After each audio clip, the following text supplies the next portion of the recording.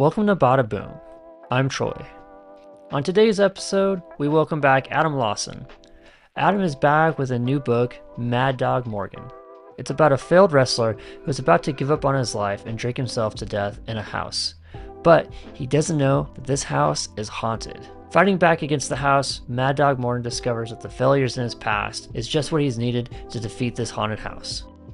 Listen in as we dive into the inspiration behind Adam's latest story and the Kickstarter. Bada boom! Hey Adam, how are you? Hey, Chris. I'm fantastic. Good. Thanks for having me on here. Yeah, I'm really excited to get to talk to you about your new Kickstarter. This is really exciting because I think and like most people these days with the resurgence of wrestling, love wrestling and sort of its, place in comics over the last few years. But you got Mad Dog Morgan coming up. And what's it been like? What's this journey been like? Yeah, so Mad Dog, really, comes out of, sort of two things. I say it's like indie wrestling meets a blood-drenched haunted house, right? It's a bit of the wrestler meets the shining. And I'm like yourself, I have a deep love of wrestling. And I love this, the performative nature of it and just the over the top of it. And, for myself, this sort of creating this journey, it started back, I watched this documentary years ago called Behind the Mask. I don't know if you've ever seen it. It's a No. sort of behind the scenes look back at when it was the WWF and versus the WWE. And Jake the Snake was being interviewed in this.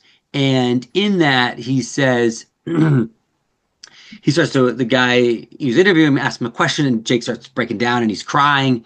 And he starts talking about how he never got to make his father proud of him. And then his dad had passed and it never happened. And even though he was this spectacular, famous wrestler, this big personality in one place, but was broken on the inside, right? Or at least in one way. And it always had sat with me about what is that story if Jake the Snake had not become Jake the Snake, right? What happens when you've had this dream as you're these indie wrestlers that are breaking their bodies out there and it didn't come to pass? Like you went all in, you broke your body, you did permanent damage, you did everything, and you didn't make it. And so that was what sort of it's probably been 10, 12 years since I first saw that. And that story's been sort of noodling in my head, and it led me to this, story of Samson. I don't know if you're familiar with that. Speaking of biblical references, Oh, yeah. is that, Delilah cuts his hair and then he loses his strength and then he gets placed between these two columns. And then in that moment he sees like, wait, really, this is my destiny. I didn't fail by Delilah betraying me and all that comes with that. If I can have my strength one more time, I can break these columns and kill the enemy, right? And so there's this idea of like, wait, all those failures actually led him to his true destiny. So and those sort of two stories became what is Mad Dog Morgan, this idea of somebody who feels like they failed, but is actually their failures have led them to the main event of their life, right? The real main event. And in this case, it's to take on this haunted house and free the souls that are trapped inside it. That might be a long. Yeah. I mean, it's a great elevator pitch because, I'm excited about it, especially like when Chris reached out to us about it. I think it's one of those things, like I said, I recently took my son to our first wrestling event together, and there's just, again, something about like that performative nature and sort of like I used to have a professor that used to be like, because he was a big wrestling fan, and people would always come up to him and be like, "Oh, wrestling's fake." He's like, "Well, you can't fake gravity," and that's the case. It's just like there's this, this nature. You're watching people put their bodies on the line to put on a show, Yeah. and there's a glory aspect to it. There's ego, even though it is sort of like the outcomes are predetermined. You're sort of seeing these athletes really sort of have that same pride as someone that plays in the NFL or the NBA. Totally. So I think it's kind of like the perfect protagonist. And I think we've seen that a lot in comics. Some of the best comics of the last few years have been sort of set in the world of wrestling. Yep. And for you, what has it been like to dive a little bit deeper into that? Outside of being a fan, like now you kind of have to dig a little bit deeper to, know that world and portray this character. Yeah, it's interesting because when I started writing this, I was also working on this, started meeting about Netflix writing this show that dealt with some wrestlers in the WWE, and that kicked me right back into it deep, and then I went kind of from that to writing this, and But what it really did push me to was to explore sort of this indie side of it. Because I just had always kind of grown up watching the big ring stuff because it was what was easy, right? And that is kind of in some ways sort of dark and wild world, right? Because there's so fewer rules, they're not nearly as maybe as capable. Their showmanship isn't quite there. They don't know how to dazzle the marks quite as well, and I think that like diving into that world and just having in between watching many fights or watching many matches, both on the Japanese side and the U.S. side, and on the women's side and men's, it was like one is it gives you mad appreciation for how capable the mainstream WWE players are, or AEW guys that are really bringing it. But it was like watching, like an artist who's trying to get there, right? And they have all this heart, right? And that was really maybe the thing that sat with you the most. Is like, man, these girls and guys, they got heart, and they got the fighter's heart in them, and that really affected me. And I think that from Mad Dog, like that is the piece in him, right? That he's essentially in the story, he goes to drink himself to death in this what he thinks is an abandoned house, right? His life has reached rock bottom. He throws away his mask, goes to drink himself to death, and then when he gets inside the house, he realizes that this house is actually this horrifying haunted thing, and it's starting to break him down, and it wants to convert him and transform him into one of the horrors inside it, right? And but once he's faced with the conflict, right, the heart kicks back in, right? That fighter's heart that doesn't want to just go away quietly into the night. And despite him never having a finishing move, despite him being a jabroni, today he's ready for the main event.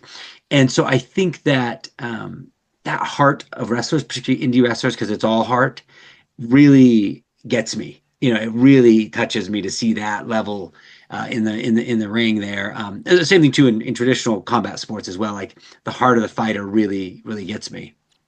Yeah, and I'm sure that Heart of the Fighter like really came out, especially in those indie leagues, because you're like, man, all these guys are kind of the underdog, and you're kind of rooting for them all the time. It's like I want the underdog of the underdog to win. That's right. And in the book, like the underdog of the underdog doesn't win, but he goes to this haunted house, and like that's the supernatural horror element of the book. Like, Yep. what was it like trying to incorporate the failures of this wrestler, but also with like these supernatural aspects that are coming at him in the house? Like, was that something that was like, oh, I need to do some research on that too? Or like, is there a lot of influence on the supernatural aspects from the world of wrestling? Yeah, well, so the supernatural aspects of the house, I didn't want necessarily the house to be too reflective of the ring, in the sense that it's like, and he's just now in the ring, but it's a house, and it's too much of a nod to wrestling.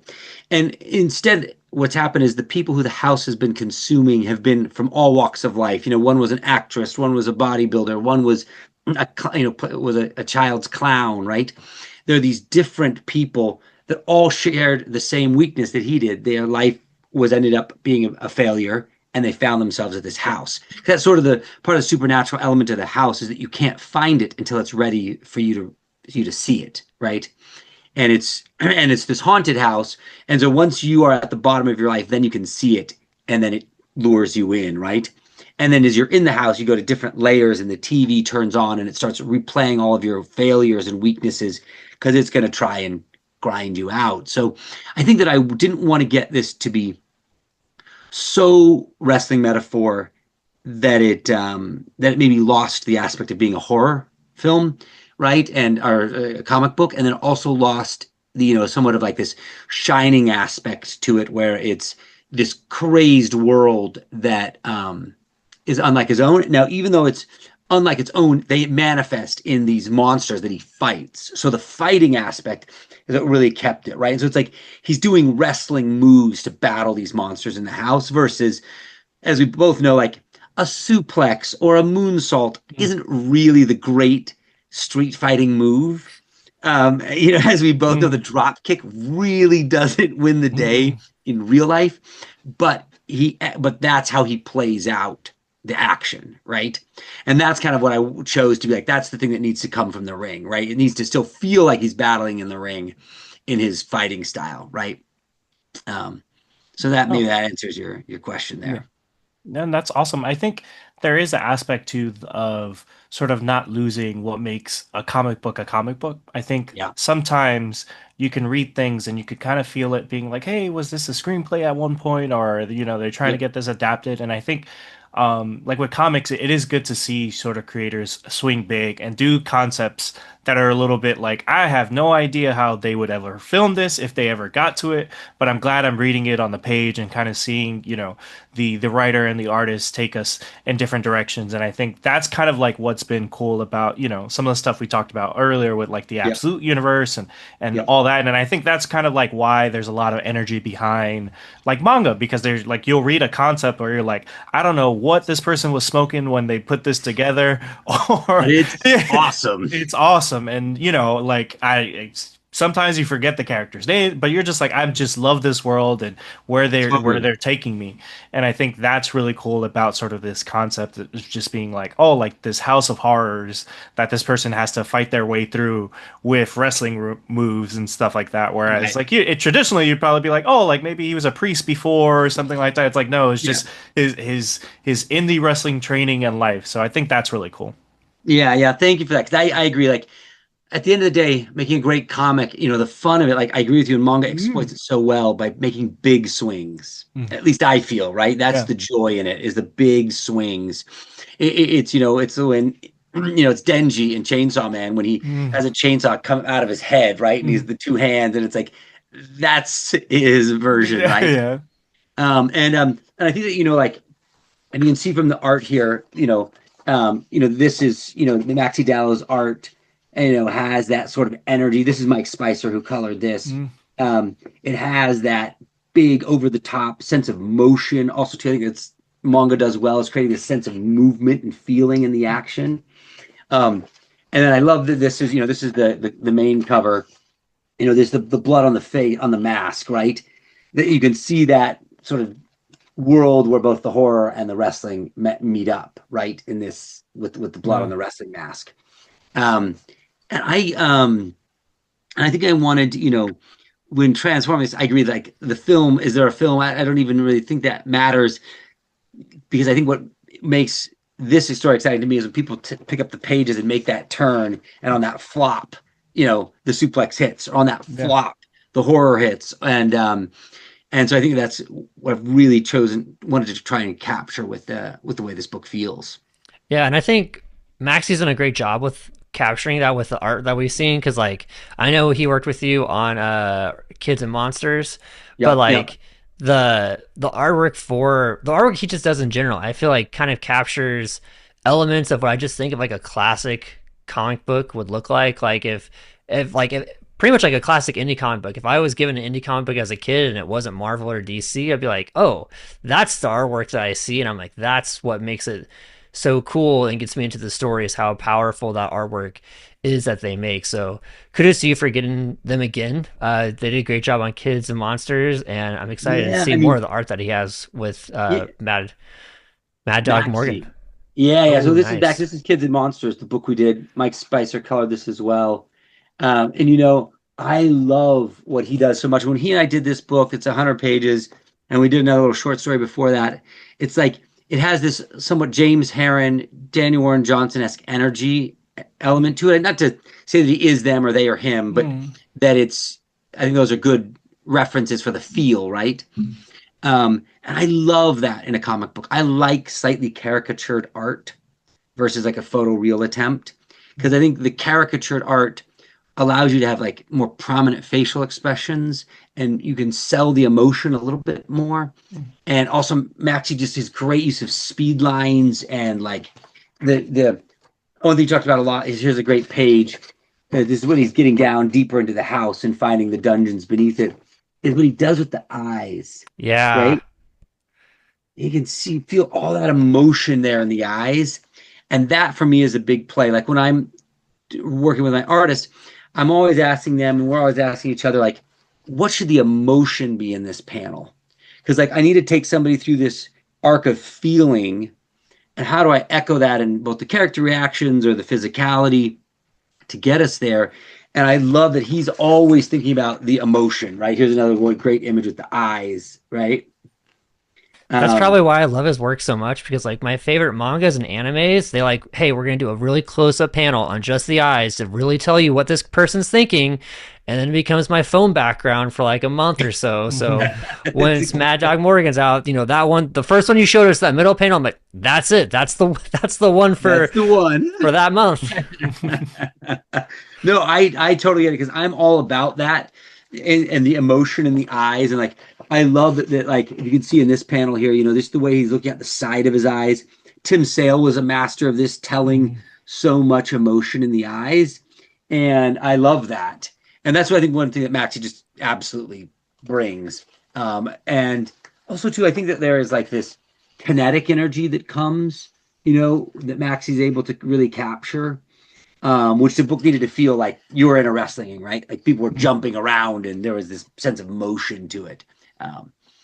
Which I think, I think that, when you go back to the roots, kind of like with a Tomo and Akira, right? And you looked at like, wow, that book had all this motion and life that maybe wasn't as evidenced in Western comics, but is now, we try to get that, because it's like, wow, how fun is that feeling? And Maxie is so good with that. Yeah, and for you, we talked a little bit earlier about like publishing and all that. What's it been like, sort of like putting it out on Kickstarter? Like, what can backers expect for backing Mad Dog? Yeah, so the Lab Press is ultimately publishing it. It'll come out later next year, but I wanted to do a prestige format, something truly special here for the crowdfunder. I've crowdfunded a lot of comics. I've had so many fabulous backers who've been with me along the way. That I wanted to do something for them, to build something that was the truly unique get, because I'm that guy. I want that, I'm the guy that has all the Rick Remender oversized hardcover editions. Yeah. You know what I mean? Like I'm snatching that right up. And so I wanted to be able to build that. And so what we've done is, it's going to be a slightly oversized hardcover book with a slipcase. And that will be, we're calling it the Jabroni tier. That's the $50 tier that gets you in. And it also has, it comes with a foil.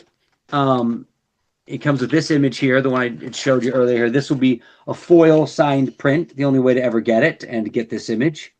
And if you back it in the first 48 hours, you're going to get the New York Comic-Con ash can for free. And there's the cover for the New York Comic-Con ash can. Nice. And so that'll be the only way to get it, unless you're one of the 5 guys who gets one from me at New York. But I'll be definitely at New York looking for that. Yes, yeah. You and me will be meeting up. I got one. I'm saving it for you. So that's going to be like, and that ash can is just for the early birds, for the people who jump right on. And so that's like the beginning tier. And then there's a second tier, the main event, and it's pricier, but it's a leather-bound edition of the book that will never be made again. It also comes with the mask, so you'll get this, you'll get the badass mask. It has this T-shirt that's like a ode to '90s wrestling, WWF wrestling T-shirts. It has a headband. It's got a wrestling ticket. It's got a whole sort of cool package of things that make it feel like you were in on the ground floor and you got the special thing. And so that's what I think the campaign is about, is really getting one at first, and 2, getting it better than anybody else will ever get it, if you will. And that's there's a kind of this collector side of our business, right? That's fun to get that edition. And so that's what to expect on it. You can also get just the Jabroni, and then you can add on other things. The only thing you can't add on is the ash can from New York, because those are quite limited. But everything else, you can build your own tier on it, and you can enter the ring with Mad Dog. You did it with Kids and Monsters when you get the Kickstarter for that one, and those tiers were so well done. Of like, every time I move up, I'm like, the tier price is very reflective of what I'm paying for, and every next tier up, it's even better. It's even better. And what you just described, it totally fits that. Like, I was already sold on the first tier you just mentioned, and then I was like, oh, you can get the mask, you can get the ticket. Like, well done. That's an excellent Kickstarter tier lineup that you've got there. Yeah. Oh, thank you. Because sometimes you can get a Kickstarter with 70 tiers, and and it just feels like a lot to take in. And it's like we wanted to keep it clean and simple, and then you could build your own. And yeah, I tried to do that with Kids and Monsters too. Like we did a hardcover, we did the backpack because in that story, kids have backpacks. Try to build something that feels unique to that, and also like to price it at a number that doesn't feel just like cash grabby, if you know what I mean. Yeah. Like the stuff is expensive to make. It's hard, there's nothing to be said about that, especially when you're doing, smaller runs of printing things, but you want to give people a great value because you showed up first. Yeah. Um, No, and like next year when fans could expect it, is it going to be in single format or will it all come together as a trade as well? Yeah, so when it goes to traditional publishing, so the Lab Press, the way they work out, they only do hardcover books, Mm. graphic novels. Yeah. So and so it'll be um, later, mid to late 2026. It'll be out. It'll be in bookstores, traditional bookstores Cool. as well as comic shops. A lot of their reach is in more traditional bookstores. So it won't be in singles, at least not in the current plan. Yeah. I know they keep talking about how in the future that might be. Yeah. But for the moment, there's no date on those. Yeah, and in terms of like sort of like you've experimented so much with different, publishing, whether it be sort of like the single format, Kickstarter, Yeah. graphic novels, what have you found is kind of like that sweet spot, or does it really depend on the project? Troy and I were kind of talking about it earlier, sort of like obviously like the economics of any, small printing press is always a little tough, but Yeah. have you found kind of like a sweet spot when it comes to indie publishing? So here's kind of a couple of things that I found that really worked. One is I did this campaign called The Eighth Mm. a few years ago. It was an 8-issue arc that was collected as one graphic novel. And what I released it is because we were still finishing the book as we were crowdfunding. So every month I would release a digital issue, and then you got the hardcover slipcase of that when it finished. So that was really effective. We got a lot of backers that came into that, and I think it was a very effective tactic, right? Because you could get something right away and connect with the material um, before you got maybe the magical piece you got. With the Wesley Snipes book I did, he and I teamed up on a book called The Exiled, and that one was tricky because um, we fell behind on the art and color side. We fell behind, and the publisher had a street date, and so unfortunately the publisher got ahead of it, and that was the worst experience. So I never recommend that. Mm. That is so then going to street ahead of your backers is the worst. So that's the not to do. Um, but with this, fortunately, that's not the case because the book's all done, and all the pages are complete and it's ready to go. Um, and so the other recommendation is, before launching something, be as close to completion, ideally completed. So there's so much less of the bumpy ride of creating a comic book that you put the audience through. Because while it's fun to some degree, it's not fun for like 2 years. Um, but I think in general, crowdfunding with a graphic novel sized experience that can be broken down into singles as it goes to traditional publishing, I think it's still the best pathway because there's some magic about single issues, and there's a larger crowd that's built for that versus like an OGN just sitting on the shelf. Mm. Sometimes it's hard to move or to get somebody excited about it. Yeah, and I think I think there is an opportunity in terms of like how like American sort of OGNs are presented in stores and stuff like that. Yes. Like I like like if you ever go into a Barnes and Noble and you see like the manga section where it's like super well organized and everything, it's like, oh, volume one right there, and then you look right across and there the Western publisher and you're like, wait, like why are all these like different sizes and all? And I could imagine for, a It's smaller, chaos. yeah, like unless you know what you're looking for, like it's a Batman book or something, I'd imagine it's really hard to get someone to try a new book. Yeah, yeah. I think you've landed it exactly on the head. And unfortunately, every time I go to a Barnes and Noble, I look over at the American comic book section and I kind of cry a little, because because it looks like chaos. And I wish it wasn't the way.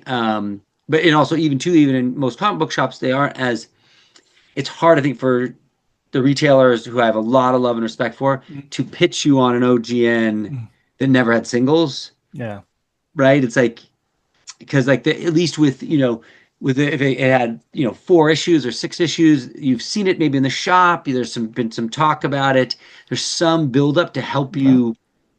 you cross over when it's 15 or $20, instead Yeah. of 4 or 5. So Yeah, there's just more exposure to some of those titles with that, and that's like, that I think that's really where like those local shops really come in handy when someone's read the yeah, book and they're like, "Hey, this is there's no singles for this. It's just this, but trust me, I've got your back on it." And I think that's yeah, like where the local comic book shop guys, my shop yeah. has like 7 people that work for them, and every time I go in, they're like, "Hey, based on your single pull list, would you Mm. like to pick up this trade?" And it's something I've probably never read before. And every time I've picked one up from them, I'm like, "You got me. That was a great book."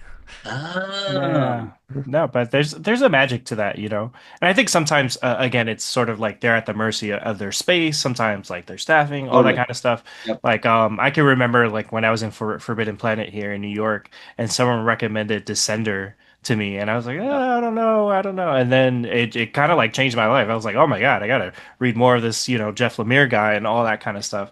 And there is a magic to it, but again, it is tough and I can see sort of like the trouble when you don't go to that sort of like direct market and do singles. Yep. No, I know Forbidden Planet New York. I've got a lot of love for that shop. The one in London is spectacular as well too. If you've been to that one, Chris. No, I haven't. Um, yeah, it's like 2 or 3 times the scope of that, if not more. But I know Forbidden Planet because I film there in New York all the time, and so I'm always there. And that's my favorite is to go there, find a staffer, and say, "Hook me up. What am I not reading?" And I love that feeling. Yeah, their bookshelves are made, especially their graphic novel Yeah. section. I only really go there for like the t-shirts and the graphic novels, but again, they do hire really good people that are like, "Hey, like what are you reading now?" Okay, like why don't you read this? Why don't you try this out? And it's like, all right, you guys bat pretty well when it comes to that. Yeah. And where are you at though, Troy? Where's your shop at? I'm in Las Vegas, and I go to Oh, a local shop called Maximum Comics. And, like everyone there is super nice, super sweet. And like my first day in the shop, I was picking up something from what was it? Ghost Machine, lovely. and Yeah, they I were love what they've done. The Rook Exodus Rook has been great. oh yeah, that's my favorite what they've been doing. But he Saybrook recommended is just yeah. insane pages. Yeah. Yeah, the art in that book is like, whoa, that's crazy. And like I had already been reading some of the stuff in that universe, but then they showed me this one book. I think it's called The Blizzard. But there's a huge blizzard in the book. But they were like, yeah, pick up this book. It's part of that universe, but you won't really know that reading this, but you'll really like it.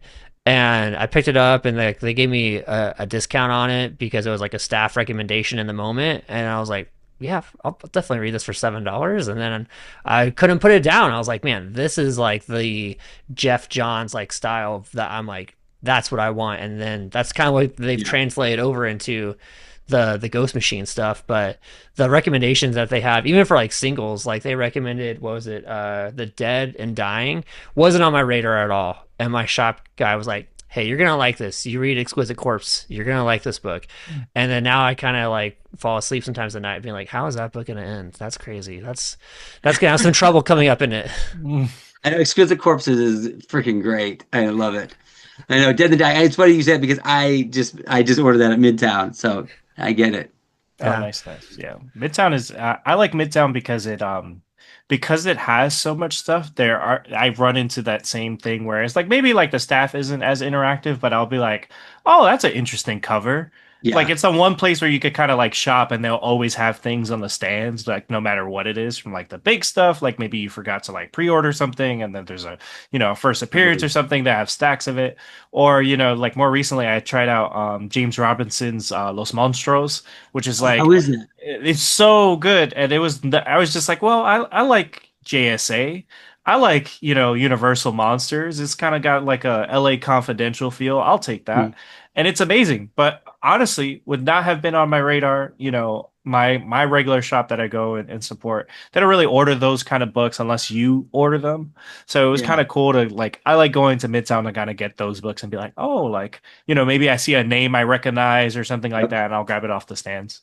No, they push you. Their app is epic. I have a spending problem on their app because I'm just Yeah. like, I'll see something somebody talk about online, post on X or whatever, Instagram about it, and be like, oh, okay, click Midtown, pre-order, click. It's bad. Yeah, yeah.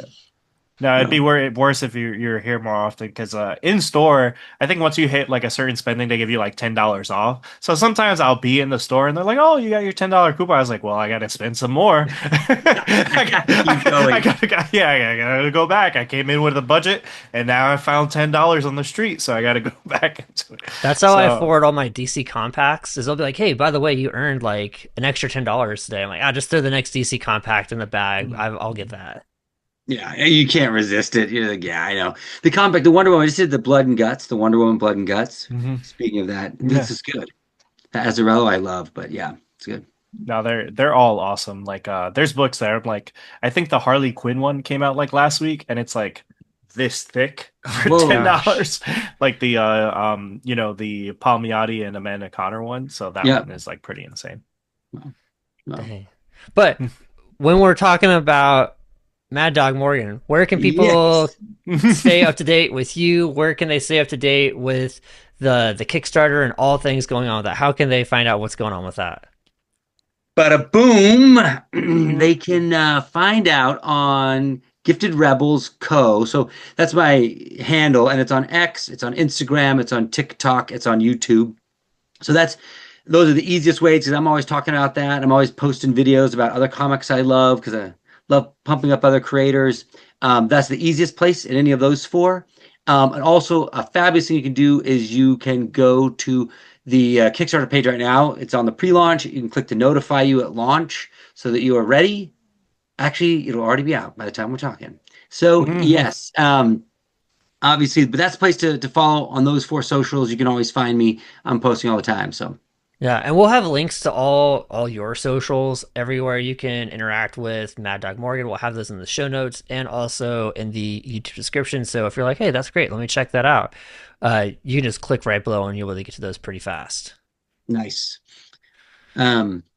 Yeah, and will you be boothing at New York Comic Con as well, or is it just you're gonna be around? Yes, I won't be boothing. So we have a big retailer event on the day before on the 8th, with Lab. And so I'll be there and I'll be there on the 9th and 8th, and I'll be there the 9th and 10th.